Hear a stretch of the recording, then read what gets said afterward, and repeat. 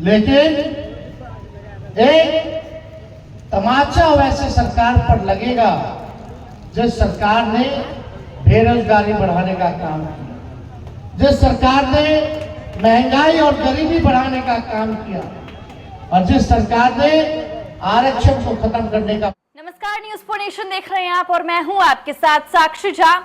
नेता प्रतिपक्ष तेजस्वी यादव आज रुपौली विधानसभा के उपचुनाव के लिए आखिरी दिन प्रचार प्रसार करने पहुंचे, जहां पर उन्होंने केंद्र सरकार पर जोरदार हमला बोला और रुपौली विधानसभा क्षेत्र के तमाम वो जनता है उनको भी बताते हुए नजर आए कि इस चुनाव से ना ही कोई सरकार गिरेगी और ना ही कोई सरकार बनेगी, लेकिन ये एक तमाचा होगा वैसी सरकार पर जिसने महंगाई बढ़ाने का काम किया, जिसने बेरोजगारी बढ़ाने का काम किया और जिसने गरीबी बढ़ाने का काम किया। पहले सुनिए क्या कुछ कह रहे हैं तेजस्वी यादव। व्यक्तिगत हमले किए गए, केस मुकदमा, पिता इनके पति हो, ससुर हो, बेटे हो, फर्जी केस में लगातार फंसाया गया। पार्टी में अपने सम्मान के लिए, अपने अधिकार के लिए लड़ती रही, लेकिन इनको जिस पार्टी में पहले थी न सम्मान मिला न इनको अधिकार मिला। और जब सही समय आया भाजपा की सत्ता को गिराने के लिए, एक सेकुलर सरकार बनाने के लिए, तो बीमा भारती जी ने राष्ट्रीय जनता दल और इंडिया गठबंधन का साथ देने के लिए कुर्बानी देने का काम किया और इस्तीफा देने का काम किया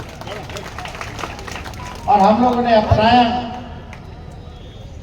और आज चुनाव इसी वजह से हो रहा है कि बीमा जी बेरोजगारी के खिलाफ थी, महंगाई के खिलाफ थी।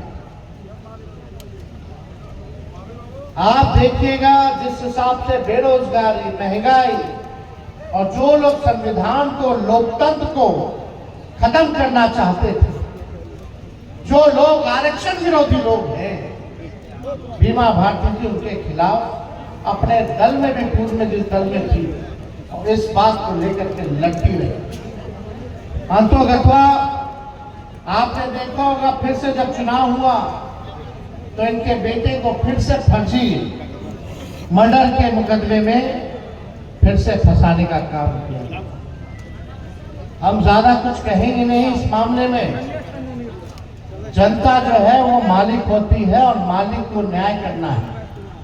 और अब आप लोगों के हाथ में है कि आप लोग जो है अति पिछड़ी की बेटी को न्याय देते हैं या नहीं देते।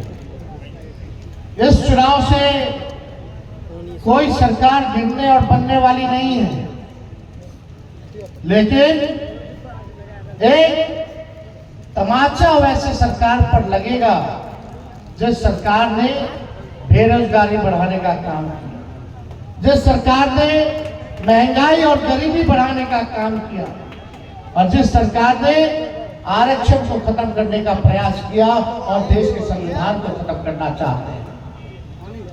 जो सरकार लगातार भ्रष्टाचार कर रही है लेकिन किसी पे कार्रवाई नहीं हो रहा, ये एक संदेश जनता का जाएगा वैसी सरकार के खिलाफ कि अब बिहार में जनता उसी के साथ है जो बेरोजगारी हटाएगा, जो महंगाई हटाएगा, जो गरीबी हटाएगा, जो कारखाना देगा, जो किसानों का आय दुगुना करेगा, जो आरक्षण की सीमा को बढ़ाएगा, जो संविधान और लोकतंत्र को बचाएगा, जो विकास की बात करेगा, जो भाईचारे की बात करेगा। एक संदेश वो भी जाएगा। 20 के चुनाव में हम लगभग सरकार बना लिए थे, लेकिन मात्र केवल 5-7 सीट बेईमानी करके हम लोगों को हराया गया। हम लोगों ने स्वीकार किया और हम लोग विपक्ष में बैठे। हम लोगों की लड़ाई बेरोजगारी के खिलाफ चलती रही और जब हम 17 महीने उप मुख्यमंत्री बने, भाजपा को जब हम लोगों ने बिहार से बाहर किया और 17 महीने उप मुख्यमंत्री बने, तो 5 लाख लोगों को सरकारी नौकरी हम लोगों ने देने का काम किया पूरे बिहार में। तो देखिए 10 जुलाई को रुपौली में विधानसभा का उपचुनाव होना है और उसको लेकर नेता प्रतिपक्ष तेजस्वी यादव आज रुपौली पहुंचे थे, जहां पर उन्होंने केंद्र सरकार पर निशाना साधा और साथ ही रुपौली की जनता को यह भी याद दिलाया कि वहां से उम्मीदवार जो आरजेडी की तरफ से खड़ी है बीमा भारती, उन्हें वोट देना क्यों जरूरी है। फिलहाल के लिए इस खबर में बस इतना ही। आप देखते रहें न्यूज़4 नेशन।